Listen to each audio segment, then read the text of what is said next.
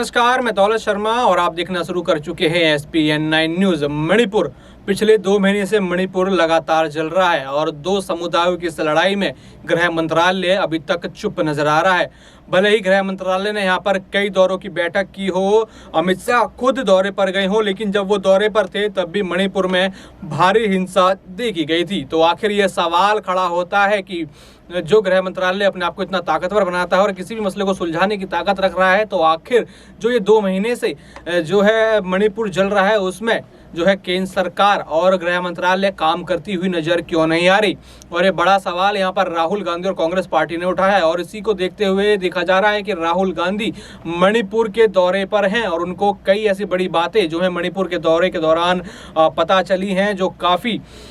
हद तक जो है मोदी सरकार को फंसा सकती है। क्योंकि यहाँ पर देखा जा रहा है कि 2024 का चुनाव आने वाला है और हर बार देखा गया है कि मोदी सरकार 2 समुदायों के बीच जो है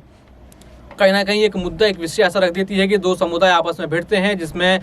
मोदी सरकार अपना वोट बैंक कमाती है। और यही आरोप यहाँ पर देखा गया है कि कांग्रेस पार्टी के पूर्व अध्यक्ष राहुल गांधी ने लगाया और उनका कहना है कि वो मोहब्बत की दुकान, जो नफरत का बाजार मणिपुर में बीजेपी ने सेट किया है, जो फैलाया है, उस नफरत के बाजार में वो अपनी मोहब्बत की दुकान खोलने जा रहे हैं। और उनकी मोहब्बत की दुकान का फॉर्मूला लगातार काम आ रहा है और यही मोहब्बत की दुकान का फॉर्मूला उन्होंने भारत जोड़ो यात्रा में इस्तेमाल किया था, कर्नाटक चुनावों में इस्तेमाल किया था, जिसका परिणाम सबको पता है कि कैसा दिखा था। भारत जोड़ो यात्रा में जो समर्थन उन्होंने जुटाया, कर्नाटक में जो बहुमत पाई और अब मध्य प्रदेश और राजस्थान में जो उनकी बारी आने वाली है और जिस तरीके से उनकी तैयारी मध्य प्रदेश में दिख रही है, तो कहीं ना कहीं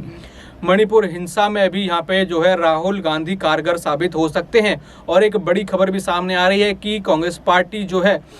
जल्दी ज्ञापन जो है यहाँ पर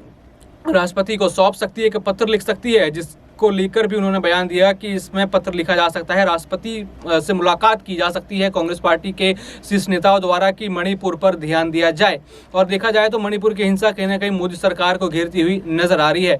क्योंकि यहाँ पे मोदी सरकार इस पे जवाब देने से बचती हुई नजर आ रही है। प्रधानमंत्री का अभी तक मणिपुर हिंसा पर एक भी बयान नहीं आया। गृह मंत्रालय ने भले ही अपने जो है अधिकारियों को भेजकर वहां का दौरा किया हो, लेकिन उस दौरे के बाद भी आगजनी शांत होती हुई नजर नहीं आई, जिसमें कई लोग मारे गए, कई जवान शहीद हुए, लोगों के घर जल गए, लोग विस्थापन करने को तैयार हो गए। लेकिन यहाँ पर सरकार के कानों पर रू नहीं जाऊंगी। और देखा गया कि यहाँ पर एक बड़ा अचंभा देखा गया जब अमेरिका की यात्रा से प्रधानमंत्री नरेंद्र मोदी लौट कर आए, तो वो अपने नेताओं से पूछते हैं कि देश में क्या चल रहा है। और बड़े गजब की बात है, जिस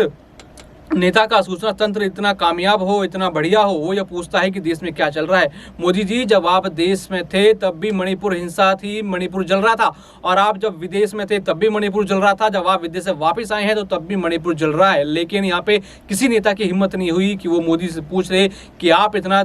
जो है इतना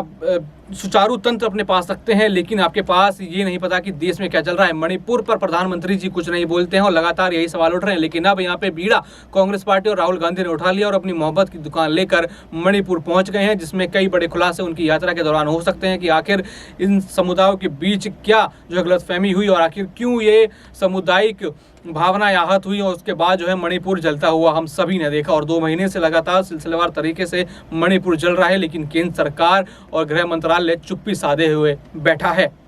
और भी ऐसी खबरें जानने के लिए देखते रहिए SPN9 न्यूज़। धन्यवाद।